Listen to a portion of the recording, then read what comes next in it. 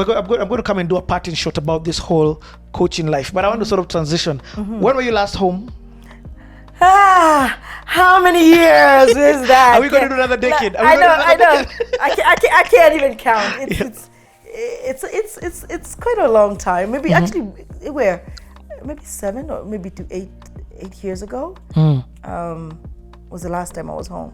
And coming home this time, I say Kenya's changed so much that even who's in Kenya, when I go and get Derek, or maybe go to Derek's house, between my house and Derek's house, Derek, for those of you who don't know, is the guy behind the camera. Go Derek, look at him. He's the master doing all this. So anyway, even from my house to his, like there's construction, the whole place changes. I'm like, whoa, is this Nairobi? Like it's changing.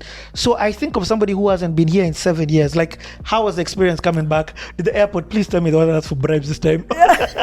Tell me that changed. Oh, no, I can't say that, but you know what? The patience. I mean, it is, like you just said, coming from one house to another. Yeah. And why did you come? I've been here for 3 weeks now. Why? Yeah. Oh, I came here to actually, so this is the rebrand of what I wanted to, I got to a point in my life where I'm like, wow, I have to embrace where I came from. It's almost, let me say reset, right? Okay. It's a reset, right? Because I've been gone for so long, and I never want to lose my identity. And sometimes in the midst of being in the US, right, and everything you're going on, your work and you're paying bills every single day, it's very hard sometimes to forget or to be privileged, because you also have to know that we are very privileged. Education is a privilege for some people, because again, it's very expensive to be educated in the US. And even a lot of people move from here just to go and get educated and find those opportunities. So when I see myself where I am, like, wow, I'm proud of myself, but also I don't want to forget, revisit like where I started. This is how I've come up. So I wanted to come back and do a story of who Joyce is. So this has just been probably the most remarkable interview I've done. Thank you. Yeah, because it allows me to tell my story. And hopefully inspire a lot of people, and and just hopefully let people believe in themselves. Like, no matter what your story is, it's, you gotta own it. Let me say. And what has the experience been like since you came? So what does it entail going back? Is that why you're saying seeing where you grew up? Like, of course, doing a holiday here and there. I couldn't even recognize where I grew up. Like it was changed. Yeah, we had a driver, and he probably was like, "What do you mean you don't know where you grew up at?" And I'm like, there's just, like you just said, so many buildings. I mean, the roads are like this tiny. Cars are coming from all kinds of places. Boda bodas and tuk-tuks and like and then people, like it's just people everywhere, left, right. So it's the roads, I'm not gonna go there. Traffic, oh my God.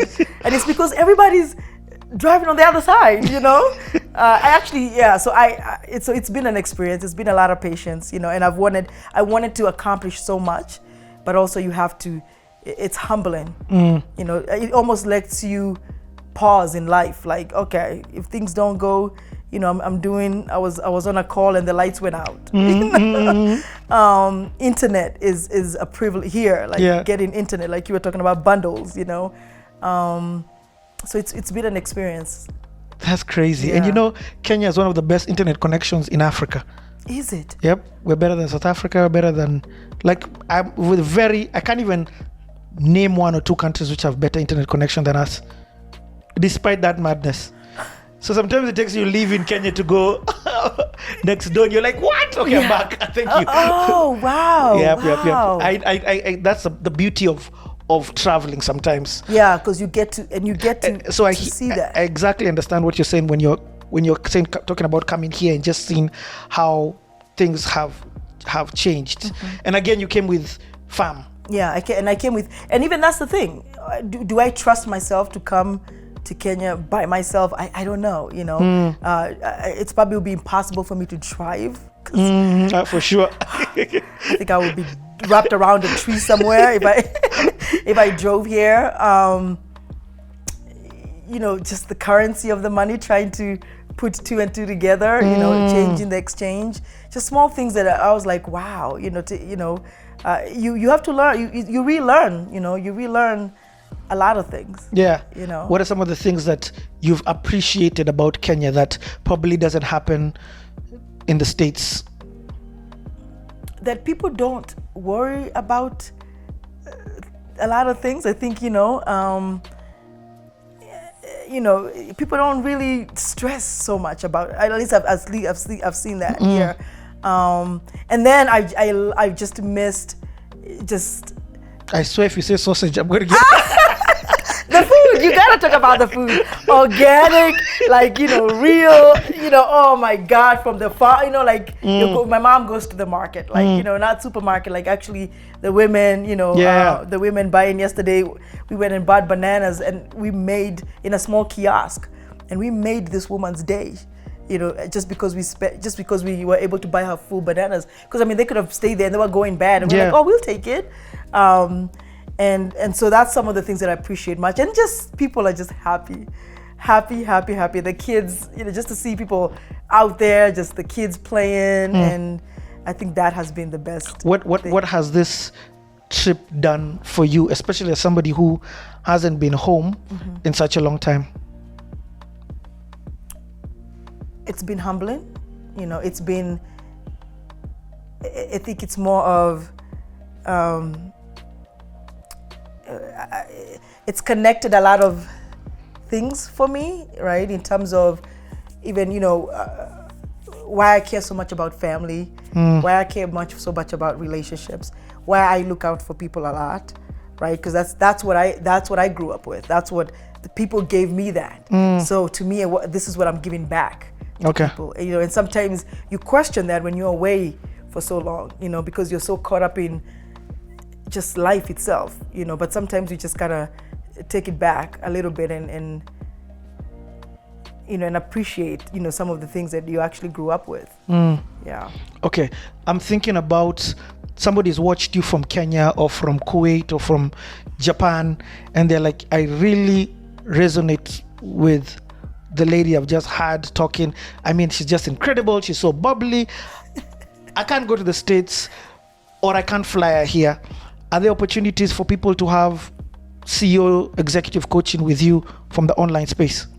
Yeah, and that's why I love COVID sometimes, because now that doesn't become a barrier, right? And one of the things, actually, let me go back. You asked me a question of one of the things that I appreciate about Kenya is the talent. I have every single person I've interacted with since I got here is just mad talent, you know. And so you asked the opportunity of, you know, can they work with me from a distance? Of course, you know. And how do you harness that level of talent and having them even believe in themselves? And how do you open up opportunities for people? You know, you only know what you don't know. And I think for me, what makes it so unique is I feel like I have both worlds, you know, even though, again, I left at a very young age. That's why I come back, you know, so I can feel like, wow, you know, I'm still Kenyan, I'm still home, you know. I do the hustling out there, but it was really nice to come home. Yeah, and you actually use some of the talent. You were telling me off camera about some of the talent that you actually came here and used, because you're like, yo, I'd rather do this in Kenya. It's better, I'll get better quality, it'll be this. How has that experience been? It has, it has been, you know what, and the reason why I say this, sorry for that, this interrupt, but I need to say this one as there's two things I always like doing on this show. I like, the reason I'm hiding behind the camera is to blast people in the diaspora and also to blast people back home. So the thing that I love about what you've said is that you came here to use the talent. Sometimes a lot of the people in the diaspora who've not been home so much still think Kenya is that 20-year backward place where they don't even know how to use, they almost enter the Mzungu mentality of like, do they even know how to use a camera? You get? But you are saying you've used that talent. I actually intentionally flew here for that. because I was like, oh, I had to get out of that mentality and mindset. And I've done the most amazing photo shoot here, and I can't wait for people to see that. I've done the most amazing video shots, like video recording. They're seeing them right now. Yeah, and then now I got to do this. And I mean, IT, rebranding, it's gonna come out with my rebrand of my website. Like, yes, talent. I can't even share more about that. Like, okay. Yeah. Nice. Music talent. Yep. I've been to a couple of gatherings, and the music, the Kenyan music, which I never connected before, but I'm like, wow, I'm gonna follow every one of this artists. So it's been great. And how did you find some of this talent? From actually, Waidaka Entertainment is the one who connected me to a lot of this. I love it. Yeah, Waidaka Entertainment connected me. Yes, he is very humble with that. Like, and that's what it is. You know what I'm saying? It's like there's room for everybody to be great. Yep. Right. It's not a fight for for whatever it is, whatever space you're in. Being able to uplift each other, it comes back twofolds. And he believes in that, and that's one of the things that are so impactful about that whole thing I talked about, relationships. Yep. But also, again, as I said, it's a two-way blast. Yeah. The second people have to blast is the Kenyans. Yes. Because you see, number one, put yourself out there beyond your borders. So put it in a way where she doesn't need to go through somebody.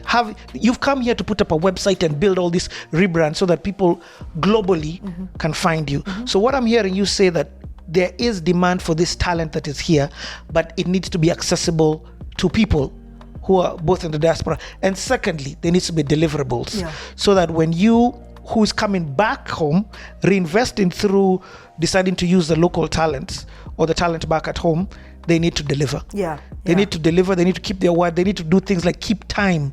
They need to, in fact, exactly what your story has said. You've gone all up and above and beyond so that this can become a repeat, that can become a genuine relationship. You get? Yeah, that's true. I love it. So, one last time, I'm going to ask this again. Somebody's watched this. They want you now. Now that we know you're accessible via online, online. How do we find you?